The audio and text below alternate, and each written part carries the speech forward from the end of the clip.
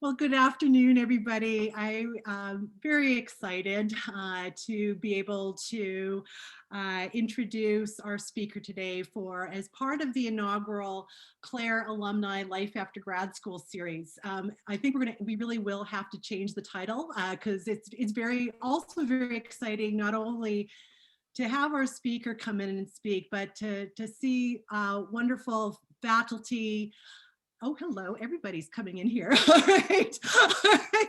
Well, to see wonderful faculty, to see from many years back to come and support Dr. Nicole Wilson today. But before we go any further, it is important to provide the territorial acknowledgement. So again, welcome to the University of Calgary. And I would like to take this opportunity to acknowledge the traditional territories of the people of Treaty 7 in Southern Alberta, which includes the Blackfoot Confederacy, comprising the Siksika, Piikani, and Kainai First Nations, as well as the Tsuut'ina First Nation and Stoney Nakoda, including the Chiniki, Bearspaw, and Wesley First Nations. The city of Calgary is also home to Métis Nation Region 3. So without further ado, it is a great pleasure to bring in alumna Dr. Nicole Wilson, who holds degrees, both master's and PhD degrees from Greek and Roman studies. Part of the nature of the series is for one, as I mentioned, to bring alum back into our program because this is an important act of reciprocity in the sense of acknowledging where our students are. And it gives our graduate students in particular an opportunity, right, to get a chance to see the opportunities that are available for them and the journeys our students have taken, our former students have taken along that line. So without further ado, Dr. Nicole Wilson. Well, thank you, Lisa, for that. And thank you everyone for being here. I have to make a special thank you to those that I was in the department with for a long time. So, of course, my former supervisor, Peter, and Dr. John Humphrey, and then those who I was fellow students with. So Steph Skinner, Leslie Bolton, and Katie Capello. I am really touched that you all came for this. I really enjoyed my time. Now, I'm probably going to call it Gerst just because I am used to that. So I apologize. I know it's not Gerst anymore. So I'll try to use Claire where and when I can remember to do so. But thank you very much for having me. So as Lisa mentioned, I have a master's and a PhD from the department. My master's was in Greek history. I did that with Dr. Waldemar Heckel on Alexander the Great. And then I did a PhD with Peter Toohey.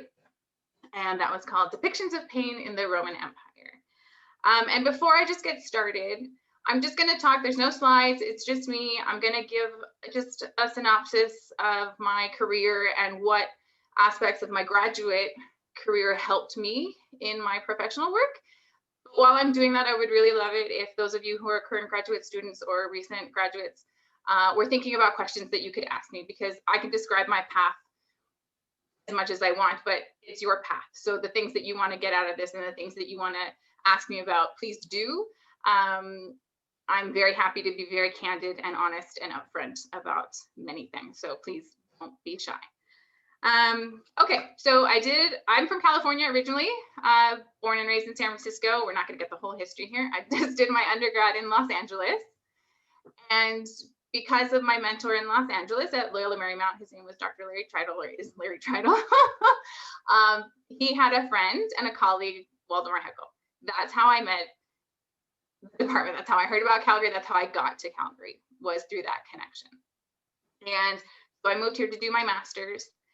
And I did my master's.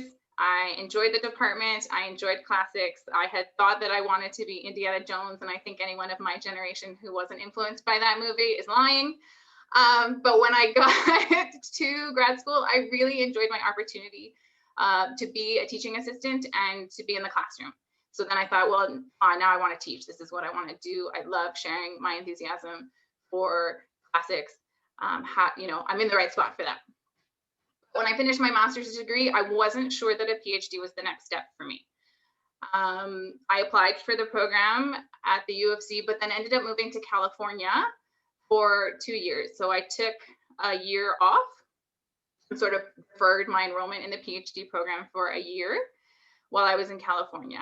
When I was in California, I moved to this small college town called Davis, which is just outside of Sacramento. And it has a university, UC Davis is there.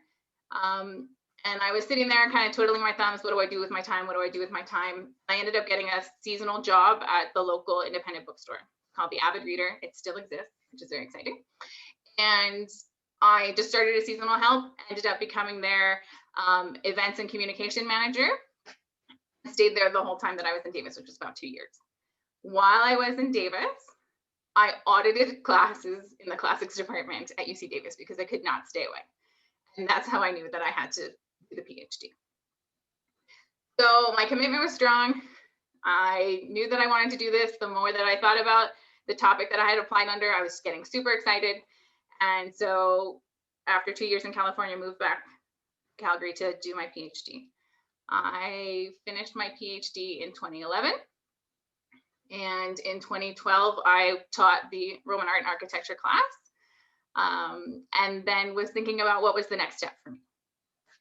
So I applied for academic jobs like you do, but wasn't 100% sure that that was really the path for me. I had had a summer right before I finished where I had had some time to really think about what I wanted.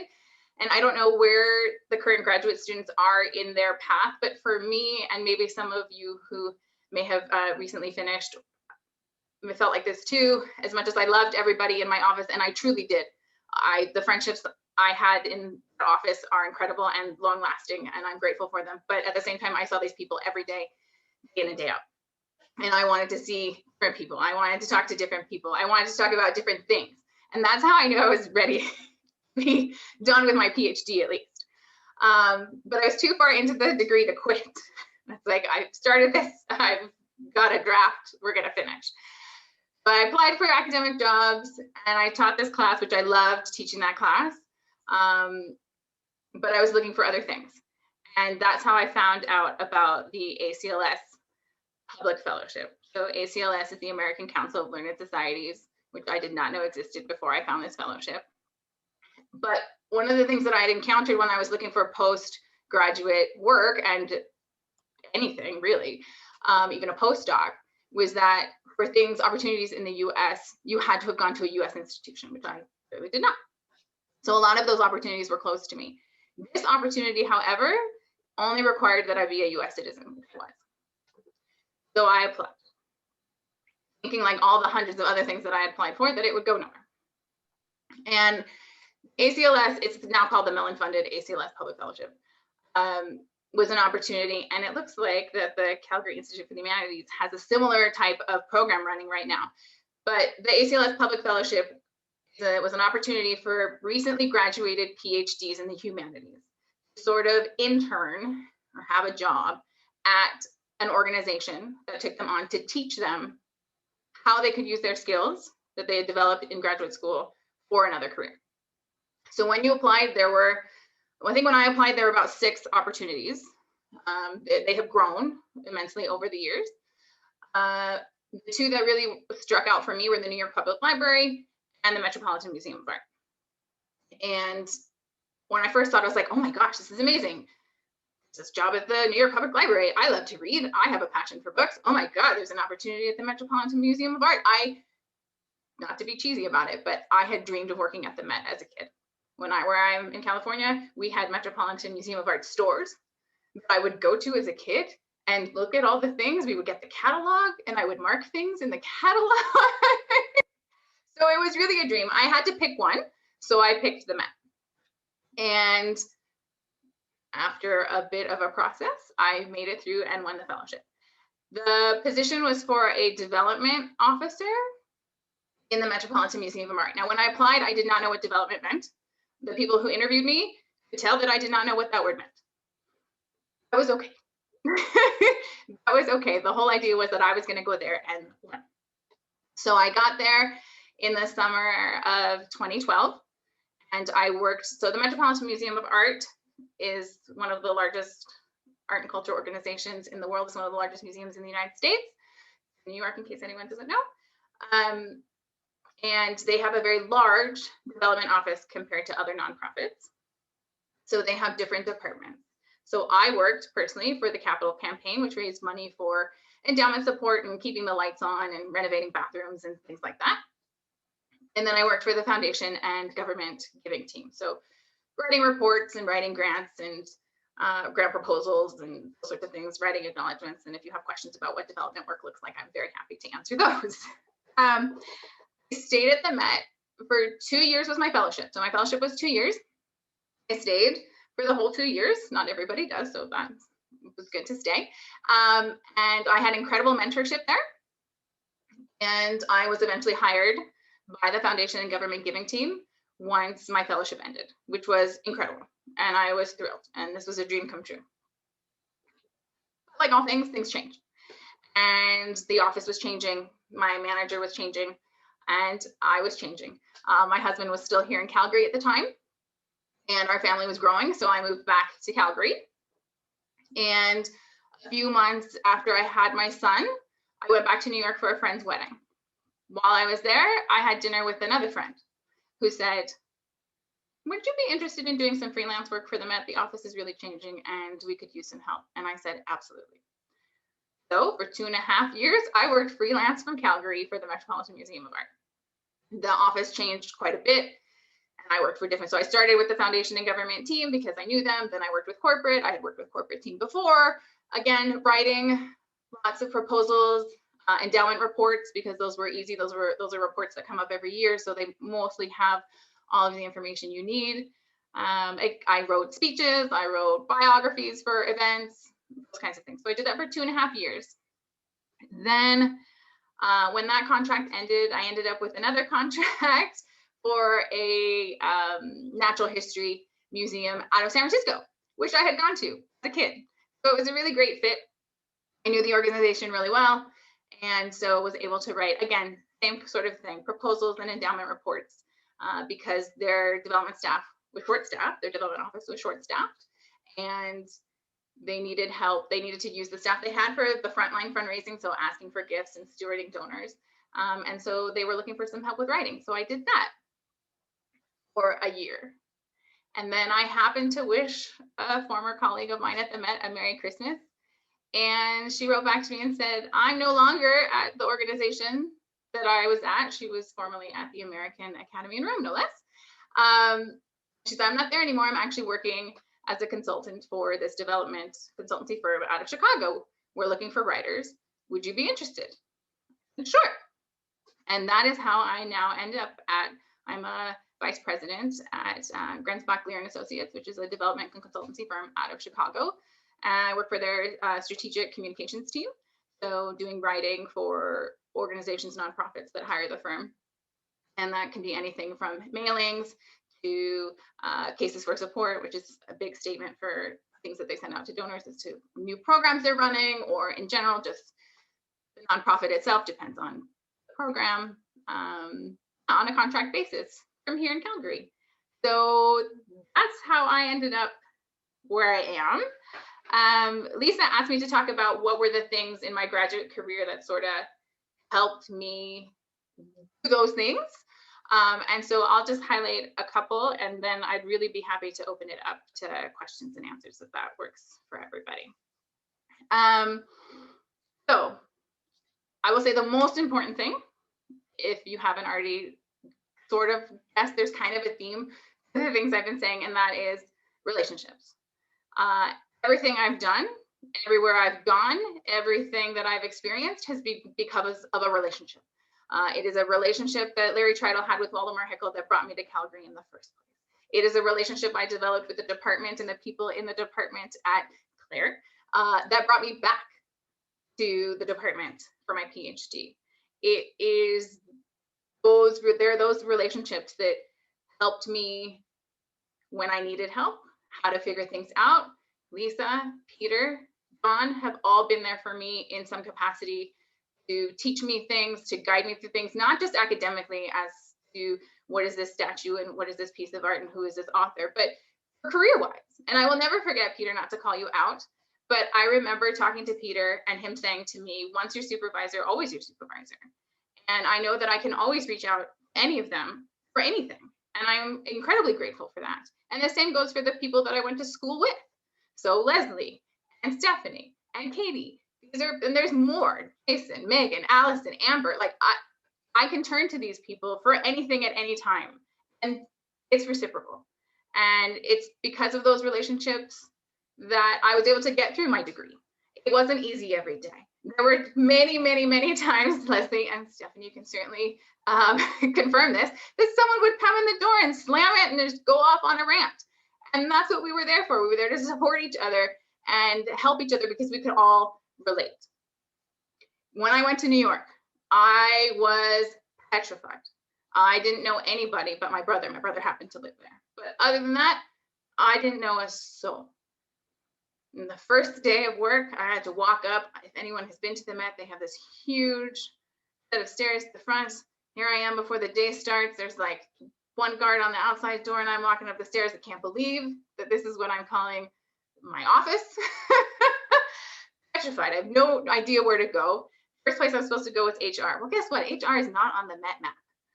So I go in and like, oh, HR just goes to the left and up the elevator. Well, it turns out you have to go through the Greco-Roman art galleries to get to the HR department.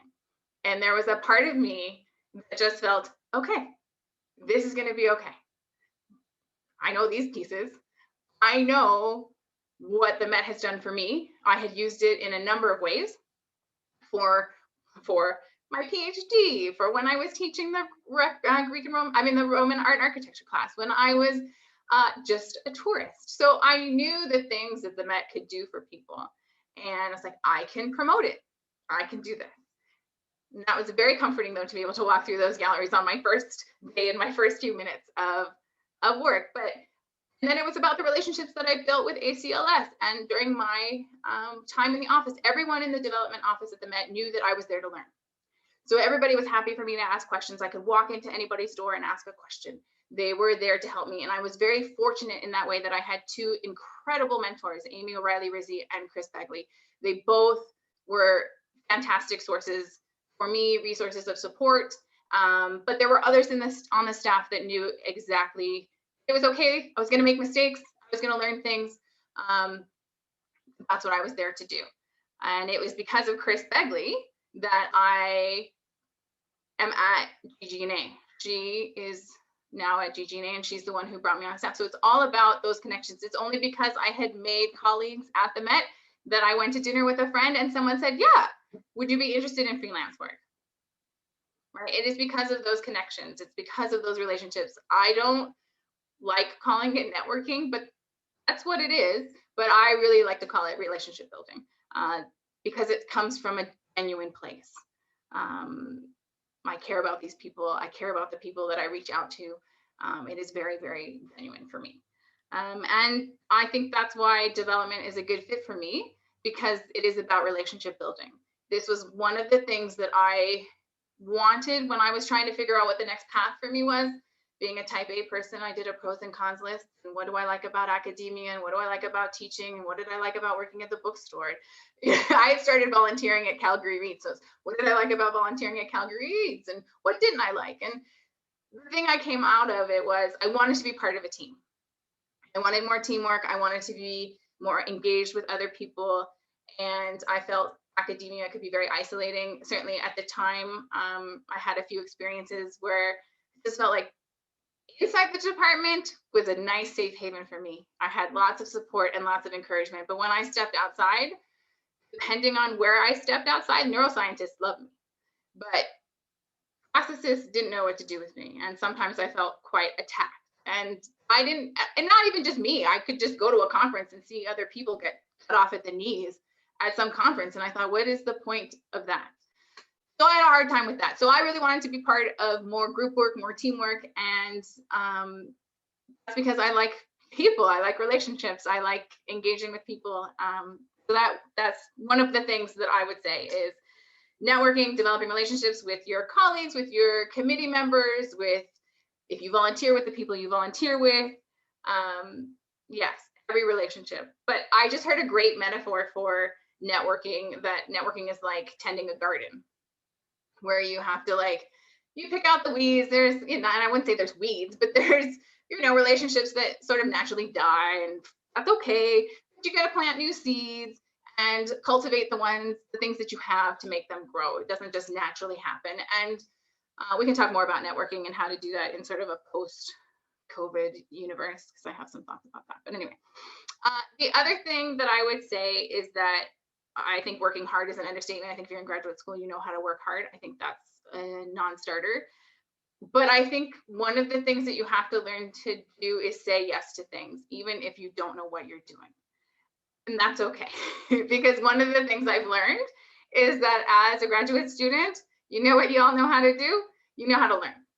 And so that means you're open to a lot of things. And I was told when I was at the Met that they would never hire anyone who didn't have a master's degree in the development office. And that's because in addition to the sort of language skills and the writing skills and the ability to ask questions and think critically about the things that you're reading, you have the ability to learn other things. So I knew how to use Excel for some things, but I hadn't spent a lot of time doing budgets. Well, I had to do a lot of budgets in grant management. So I learned how to do that. I had to learn what all the different government grants were like in the US and all of their operating portals and all of those things. And everybody, including myself, was like, I can do this. I know how to learn things. It's just going to take it one step at a time. But you have to be not afraid to say yes. I was given the opportunity to organize an event at the Met. Okay. This was an event for Leonard Lauder, who at the time, this day, is one of the biggest donors to the organization. There was a lot of pressure there to get it right. There's always pressure at the Met to get things right. They're the best of the best. They do things the best. There are no mistakes. But here's the thing. Everybody makes mistakes. We are all human beings. And so doing a PhD, doing graduate work is very narrow, right? You're constantly narrowing your focus, picking something very, very concise so that it's contained and manageable for the amount of time that you're working on it. Step outside of that, and all of a sudden things become very broad. And you have to learn a vast array of things. And so I had to learn a lot, because not every report or proposal was about Greek and Roman art. It would have been awesome if they had been. I worked on one. The rest were from every other department in the museum, which was fantastic and amazing. And I learned an incredible amount. I worked on some National Science Foundation grants and conservation. It was incredibly eye-opening to me. But I didn't know anything about it at the time. And so I had to learn. But that means you're going to make mistakes. And I don't want to project my personality on everybody, but I am very afraid of making mistakes.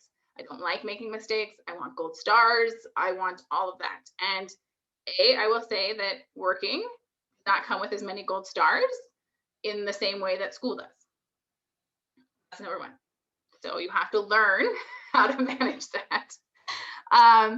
Number two, you're going to make mistakes. I made a mistake within a month of being at the Met, and a big one.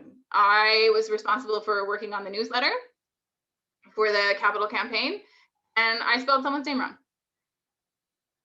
And so I had to send an email to my boss that said, mea culpa was the subject line, and went into a whole thing about what had happened. Had to call the donor and explain what happened, and she was great. She's like, oh, it happens to me all the time, which was great, but I thought I was going to be fired on the spot. Okay, mistakes happen. You have to own them and then learn from them.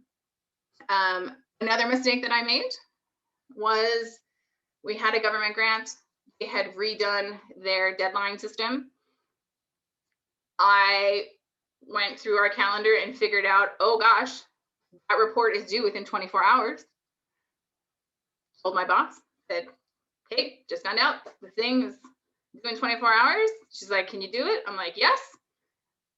Got the team of people that I needed to get together to do it, and we did the report, sent it out on time. The next day, I got an email from the organization that said, we realize there's been some confusion about our deadline process, and we're extending the deadline by a week. Whatever. We did what we were supposed to do, and it is because of the relationships that I had built within the museum that we were able to do it, that I was able to call on these people and say, hey guys, this is an emergency. We need to do this right away. And so while I'm not a big fan of making mistakes, they are going to happen. So you know your strengths, play to your strengths, Also know your weaknesses, know where you need to grow, know what you want to learn, but know that you can learn them. My mom works in real estate, and she has always said to me, I can teach anybody how to use the program that we use, how to fill out the documents, how to deal with the bank for a loan, but I can't teach people how to learn. And so you're already coming from a position of strength because you have the capacity to learn many different things.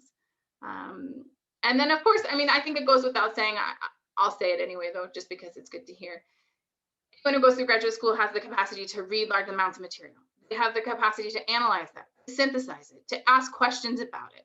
And those are all strengths that a lot of you take them for granted when you're surrounded by people who do those things.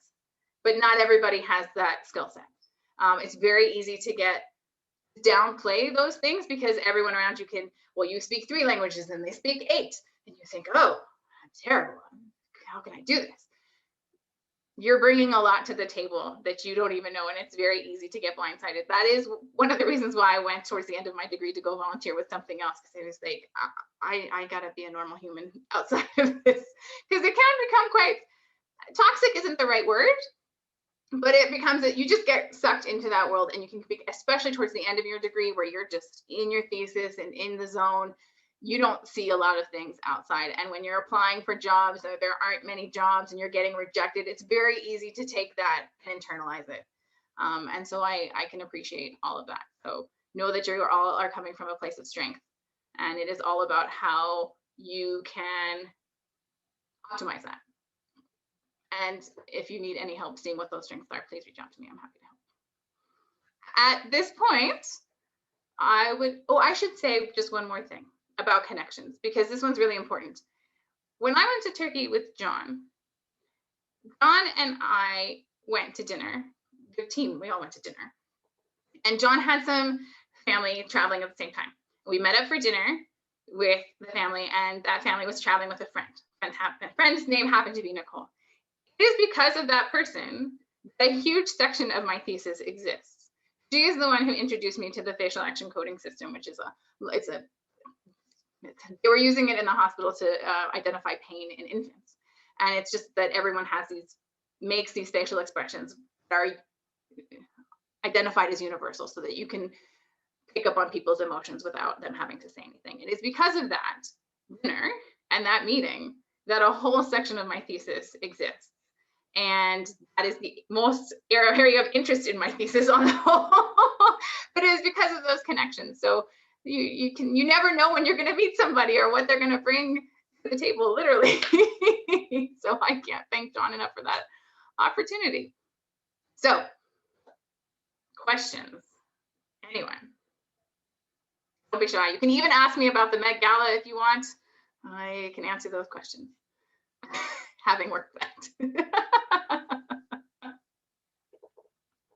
Thank you so much. And again, I really want to appreciate some of the key words that you've been using, because these have been resonating maybe throughout the semester for a number of our students, and maybe for a couple of years for other students. But that notion of relationships, right, is crucial in terms of, how we interact with one another, how we communicate with one another.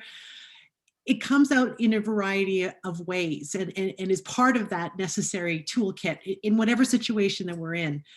And also, learning, the key piece of learning in all of this. And I think too, now when we're in environments where the nature of learning is questioned, right, in terms of public engagement or outside of the university community, right? And so, a lot of this just perfectly in within half an hour, just to encapsulate some of the really important themes. And I also appreciate, thank you for the tending the garden metaphor as well. That was beautiful, as someone who loves to garden. Can't take credit for it. I just recently learned of it myself. Yeah. So, again, so I thank you for bringing that to the table for us. So yeah, I would really encourage questions, right? In terms of from our audience here, in terms of, what would be the burning question you would have? right? Or Dr. Wilson? I mean, I'm happy to just keep talking, don't worry. Y'all know me. Kelly. Looks like there's a question. Yeah, I have a question. I'm going to kind of stumble through it, so I apologize, but I guess I'm curious, sort of like what specifically from your PhD you kind of learned, or what were some of the skills in your PhD that you learned? Because I think I'm on the religious studies side of things, and I think similar to classics, perhaps, there's sort of this like, well, what am I going to do with a religious studies master's or a PhD? Or this is something that I anyways think about, of like, what use would a religious studies PhD offer? And I'm bought into the idea of, that synthesizing large works and being able to critically read and developing writing skills and learning for, so I'm sort of bought into the romantic idea of it. Sure. But I'm curious, like, it sounds like a lot of the work that you've done is in development, and could have been done with a sort of business degree or I don't know, with a different sort of degree. So like, what specifically about your PhD in Greek and Roman studies do you think was beneficial for the work that you ultimately ended up doing? I don't think it's specific to the degree that I did in classics. I think a degree in the humanities or the arts is one of those degrees that gets you that sort of ability to synthesize information, those sorts of things. Obviously, reading Greek and Latin did not get me a job in the development office. However, it did make me a hit at all the cocktail parties I attended. Right. But it got me the job at the Met because I needed a PhD to get the fellowship. Okay. If I hadn't had the PhD, I would not have gotten the fellowship. If I had not had a PhD in Greek and Roman studies, I would not have gotten the fellowship. And the reason for that is because I would not have been able to promote all of the things that the Met could do from the angles that I could. That is why I was very good at my job, because I knew exactly what the Met did. I knew exactly how to access images because I had used them for my students in the classroom. I knew exactly how to use the library because I had used it for my own degree. I knew exactly where the pieces of art were in the gallery because I had gone and seen them. So in that sense, for that job and that position, it was a perfect fit. And the degree that I had fit perfectly for that job because I could use the skills that I had developed in the degree, and then the resource that the Met was, I could play on that. Like, absolutely, it's an educational tool. Absolutely, it is not just a tourist attraction. These are the things that it does. Mm-hmm. And I bought into that wholesale and still do, and that is why most of the work that I do in development is for arts and cultural organizations. Mm-hmm. But going forward, then what happens is it broadens from there. So now I have experience after the Met of working for an arts and cultural organization. So what are the kinds of things that they're having to sell? Because that's what you're trying to do with the donor. What is it that you're looking for funding for? How are you trying to promote the organization? Where is the funding going? Who wants to fund what? Then you take that information and you take it to the next organization.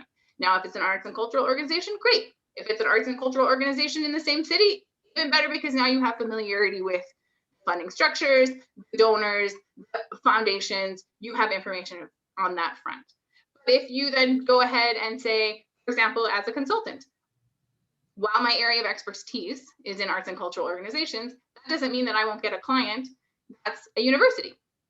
Well, I know about universities. Why? I spent a long time in one, right? So I have a broad range of knowledge of a lot of things. Now, should I get an organization that is, say, an independent school, which I didn't even know what an independent school was until I started working for GGNA. I had never heard of such a thing. But that's the thing. I can learn about it. I'm not afraid to ask my colleagues and say, hey guys, I don't know anything about independent schools.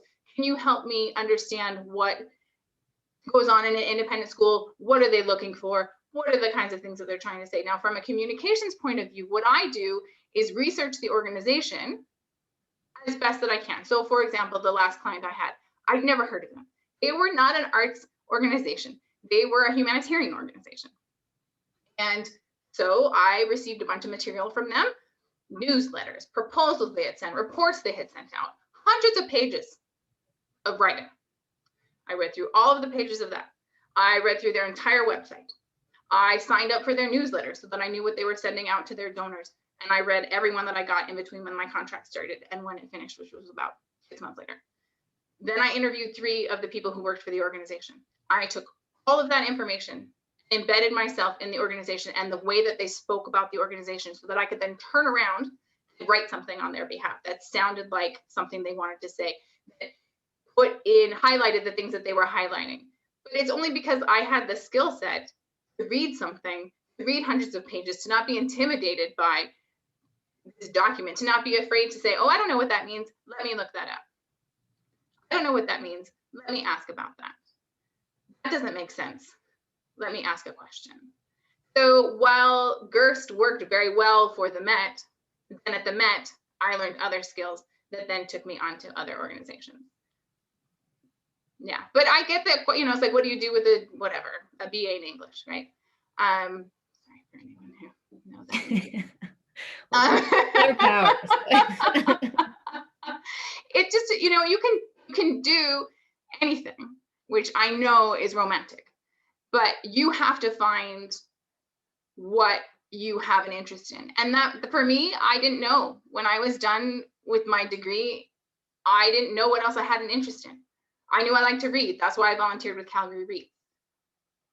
I was going to volunteer with International Student Organization because I was like, I love to travel. I'm an international student. Let me give back the way that they had helped me. When I was looking for a job, after my fellowship ended and I didn't know if I was going to be hired at the Met or not, I applied for 2 jobs at the U of C. One was in the study abroad office and one was at the library in the grants office as a grant manager. There were 2 openings and I applied for both of them. Mind you, didn't get a single one. These things is how it goes. You just don't know. But you don't know unless you try, and you have to look. And you have to think, okay, what brought you to religious studies in the first place? Why are you in that program? What is it you like about it? What is it you don't like about it? I loved teaching. I miss teaching. So I have to find other ways in my life to find that, fill that void. So my son is up to his ears in Greek mythology. So, or anyone who will talk to me. I mean, when I was in Chicago for a staff seminar, we had a lunch break. The office is just across the street from the Art Institute of Chicago. This new staff person was like, hey, you know, if you had time right now, what would you do? It's like, I would go across the street. She and I went across the street. We went to the Greek and Roman art galleries and I gave her a tour and she was thrilled. She was ready to listen to everything I had to say, which was great because I had quite a bit. So you've got to find what you like. Not every job is going to tick all the boxes. It's just not. That's life. You're going to get out of it what you put in. Every day at the Met, even though it was my dream place to work, was not a dream. It was a hard place to work. They worked you very hard, and there was an absolute idea of perfectionism. I got out of it what I put in. I knew what I liked, and even though I loved Greek and Roman art, I knew that I wasn't going to get every proposal and project wasn't going to be from the Greco-Roman art department, and it wasn't because they're very self-sufficient.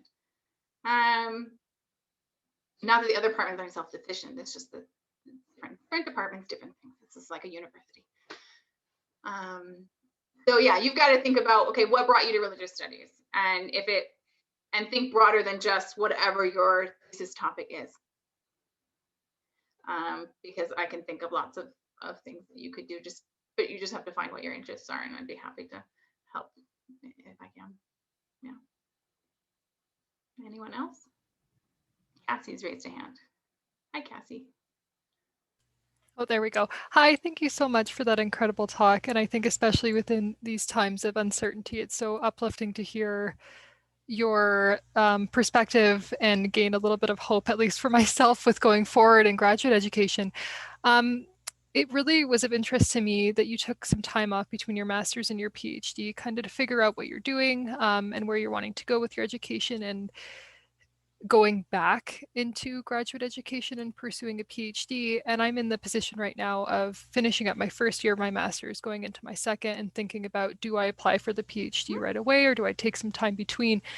And I guess my question pretty much surrounds the fact of, you mentioned that the fellowship that you applied for the Met was PhD specific. So I assume that that opportunity would have not been available to you if you hadn't have pursued that. Correct. But do you think that the PhD itself for you was a passion pursuit and that you wanted to go back into education for that? Or was it to advance your career path?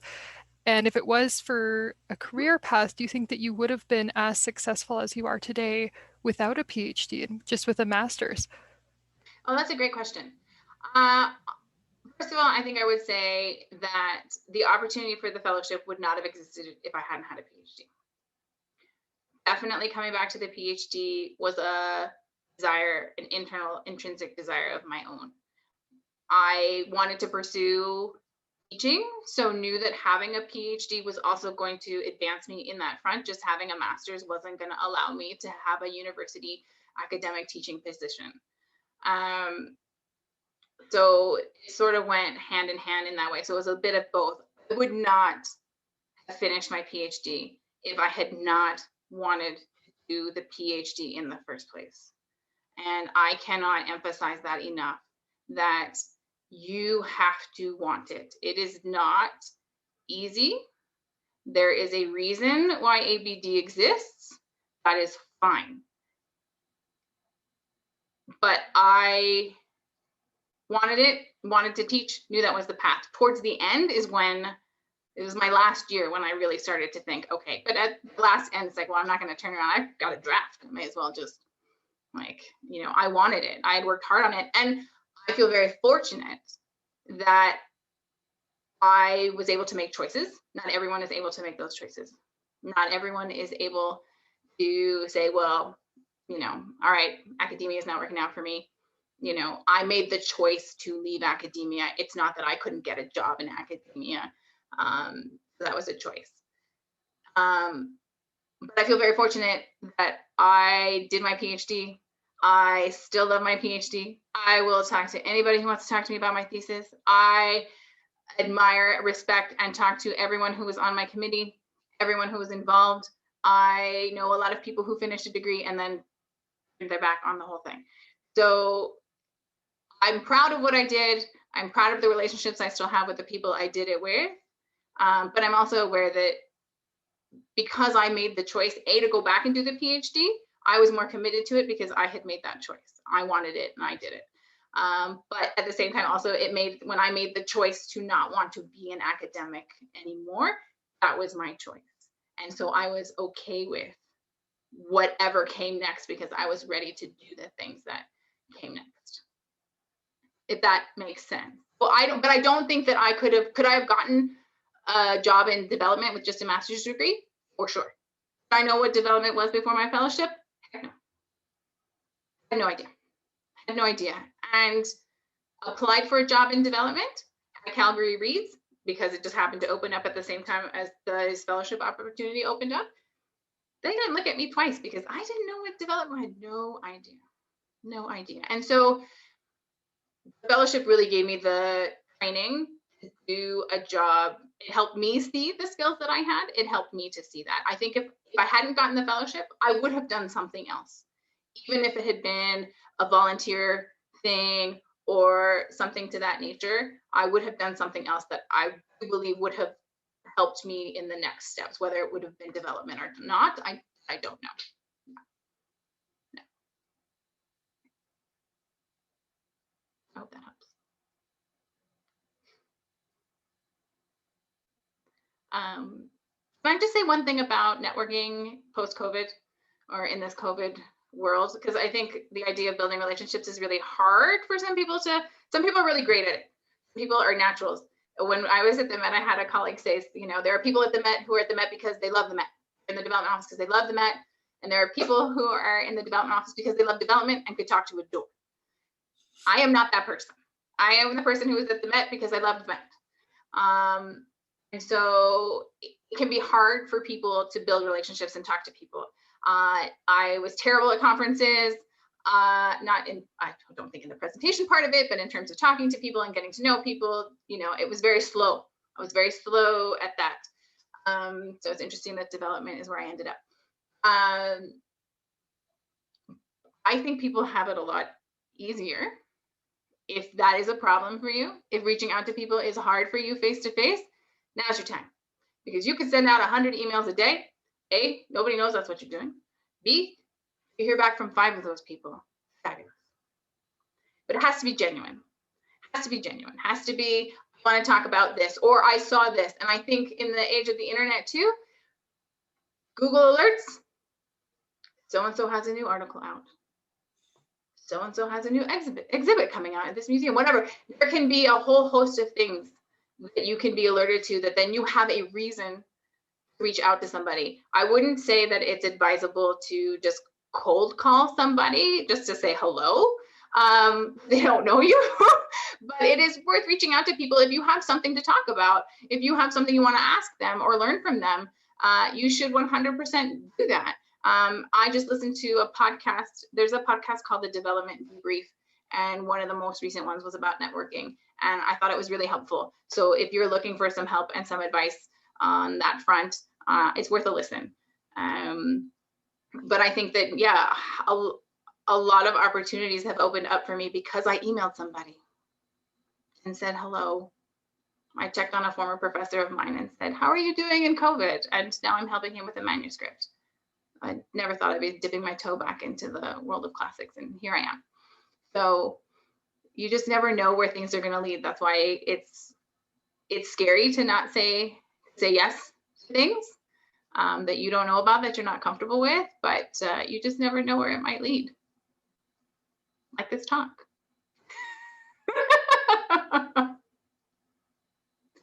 Oh, Katie, hi. Hey, Nicole, how's it going? Good, how are you? Good. Fabulous talk. I'm sitting here smiling to myself because our paths have been so parallel. Indeed.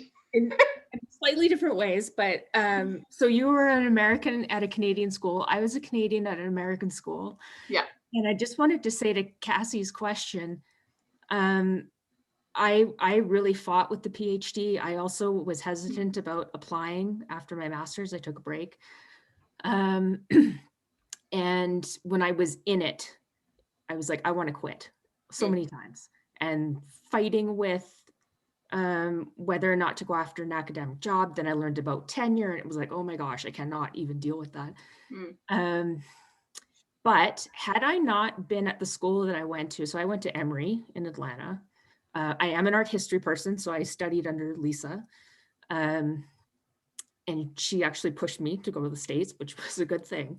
Had I not gone to Emory, there is so much enrichment that I would not have right now. And I could not see that while I was in the program. It was very, very difficult. And I also had a very difficult time when I came out of the PhD, searching around for jobs, had to deal with unemployment and all of that. But I've now reached a point where I can really appreciate what I gained.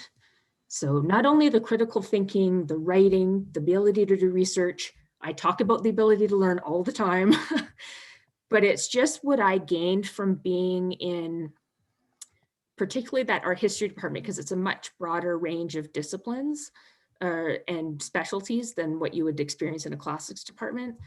But also just having the exposure to a different kind of place. There was all sorts of different things going on at Emory. We often talk on that campus about a special alchemy that was going on.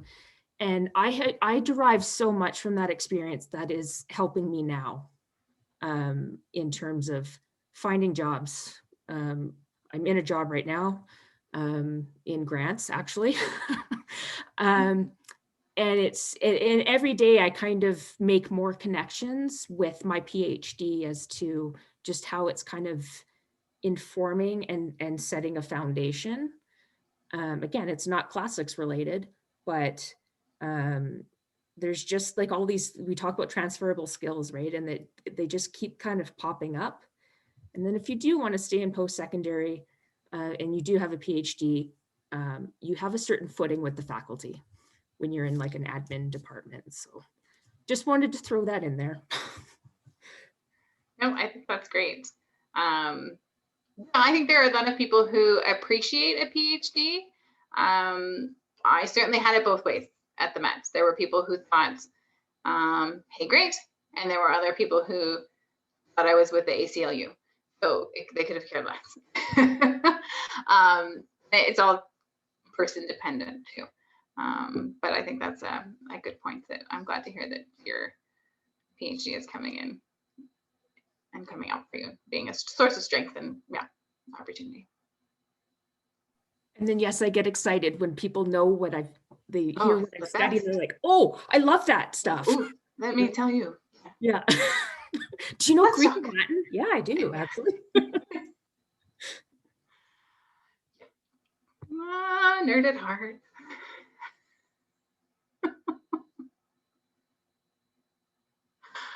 Yes, if anyone's looking for, by the way, there's a podcast called Greeking Out. It's for kids. Amazing. It's by National Geographic. If you haven't heard of it, you know, people with young kids, they do child-friendly-ish retellings of myths that my son is obsessed with.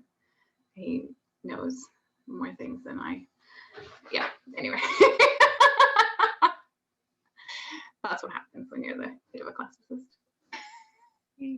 Nicole, would you be willing to, so you said you'd be willing to share more. Is it okay if I put your contact information out on DPL for folks to just to say, hey, I'm going to take that opportunity during the pandemic to send that email. So please reach out, say hello, ask the questions that you didn't want to ask. That's what I'm here for. Great. Anybody else for some questions or advice? Can I just say that a big thank you to you, Lisa, to you, Peter, to you, John. It is because of you that I am where I am, and your help and your guidance. And it is from you guys that I have learned to return the favor. I'm just happy to pass along what you guys did for me. So thank you. Thank you. Yeah, sorry, this is the point where I get teary, so I better start the right. So again, a huge sincere thanks for you to take time out of your busy day, and it has been a reunion on many levels. So also a huge thanks for so many wonderful familiar faces that I haven't seen for a long time to come out and support Nicole and support us in Clare. So without further ado, a huge hand of support, round of support for. Thank you, everyone. I really appreciate you coming and listening. Thank you very, very much. Have a great Wish you all the best of luck. Thank you. Take care, everybody.